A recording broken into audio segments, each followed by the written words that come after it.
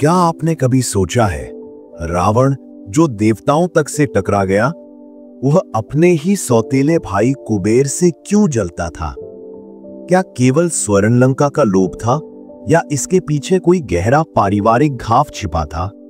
रावण और कुबेर एक ही पिता के पुत्र, फिर भी एक दूसरे के कट्टर शत्रु। यह केवल सत्ता की लड़ाई नहीं थी, यह ईर्ष्या, अपमान और अधूरे स्वप्नों की चिंगारियों से उठी वह अग्नि थी जिसने पूरे लंका को झुलसाकर रख दिया। एक समय की बात है, महर्षि विश्रवा के आश्रम में दो बालक एक साथ बड़े हो रहे थे। एक था कुबेर, शांत, तपस्वी, नीति और धर्म के मार्ग पर चलने वाला। दूसरा था रावण, बुद्धिमान, असाधारण प्रतिभा का धनी, परंतु महत्वाकांक्षी, बहुत अधिक महत्वाकांक्षी। दोनों में स्नेह था, परंतु स्नेह में संतुलन नहीं था। कुबेर को पिता का सान्निध्य अधिक मिला, तो रावण को अपनी माता कैकसी के तेज और तामसिक संस्कारों का प्रभाव। कुबेर देवताओं के प्रति श्रद्धा रखता था, वहीं रावण उन्हें चुनौती देने का स्वप्न देखता था। समय बीतता गया, कुबेर ने ब्रह्मा से वर प्राप्त कर लिया। वह यक्षों का अधिपति बना और उसे स्वर्णमयी लंका का अधिपत्य प्राप्त हुआ। वह लंका जिसे स्वयं विश्वकर्मा ने रचा था। स्वर्ण की दीवारें, रत्नजडित द्वार और समुद्र की गोद में बसा वह स्वप्निल नगर।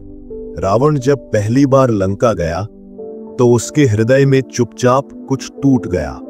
वह राज सिंहासन जिसकी कल्पना उसने वर्षों से की थी, आज उसके सौतेले भाई के नीचे था। कुबेर ने उसे सादर आमंत्रित किया, पर रावण के भीतर कुछ खौल उठा था। कुबेर, वह सोचता रहा, तू यक्षों का स्वामी कैसे? यह लंका, यह धन, यह वैभव मेरा होना चाहिए था। तू केवल एक पुत्र है पिता के पहले विवाह से, और मैं हूं कैकसी का पुत्र, राक्षसों की महाशक्ति का उत्तराधिकारी। उस एक क्षण ने रावण के भीतर द्वेष का बीज बो दिया। कुबेर के वैभव के प्रति उसकी ईर्ष्या धीरे धीरे आग बन गई। और फिर वह दिन आया जब रावण ने निर्णय लिया कि वह लंका को अपने अधिकार में लेगा, किसी भी कीमत पर। उसने कठोर तपस्या की, वर्षों तक तप करता रहा। अग्नि के बीच बैठकर, जल त्याग कर वह शिव की आराधना करता रहा। जब रावण ने अपनी भुजाओं को काटकर अर्पित किया, तब भगवान शिव प्रकट हुए। उन्होंने कहा, रावण, तेरी तपस्या से प्रसन्न हो, मांग, क्या चाहता है? रावण ने सिर झुकाकर कहा, मुझे अजय बनाओ प्रभु, मुझे वह शक्ति दो जिससे मैं सभी लोकों पर अधिकार कर सकूं, सबसे पहले लंका पर। शिव मुस्कुराए, तेरा मार्ग कठिन है रावण, परंतु तुझमें सामर्थ्य है। जाओ, अपने भाग्य का निर्माण करो। वापस लौटकर रावण ने युद्ध का बिगुल फूंका। यक्षों की सेना, कुबेर का धनुष, विजय धनुष और उसके रथ पुष्पक, सब रावण के सम्मुख तुच्छ सिद्ध होने लगे।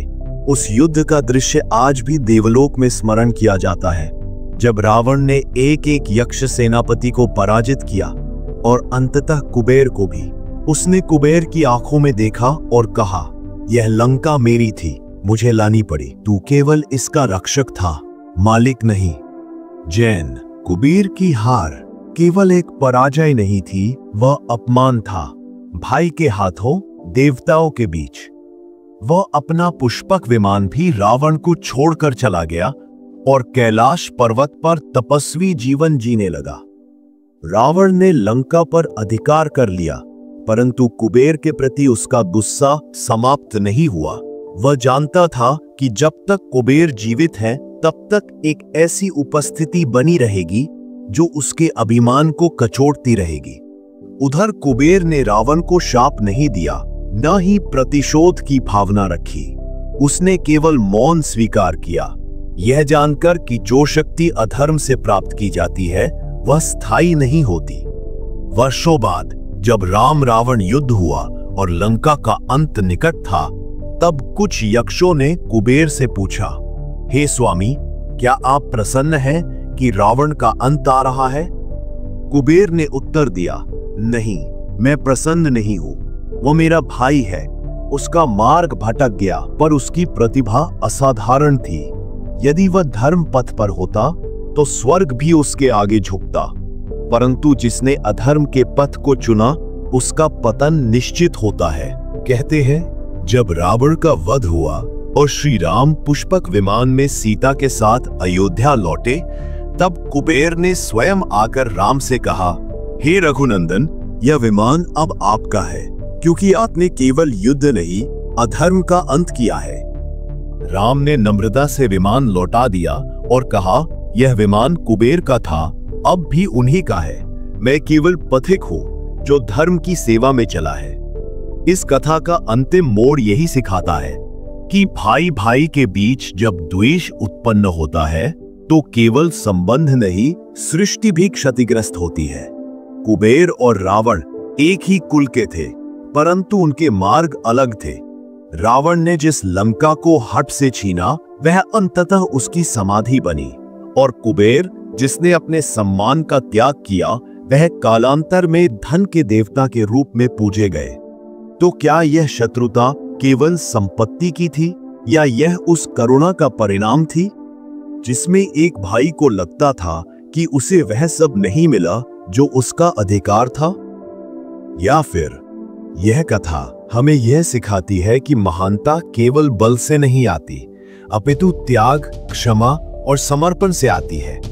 शायद यह प्रश्न आज भी उत्तर की प्रतीक्षा में है, और उत्तर हमें अपने भीतर ही खोजना होगा। उस समय जब हम स्वयं किसी रावण या कुबेर जैसी स्थिति में हो, क्योंकि अंततः विजय उसका ही होता है जो धर्म के पथ पर अडिग रहता है, चाहे वह हार जाए, परंतु इतिहास उसे ही याद रखता है जो धर्म से कभी विचलित न हो।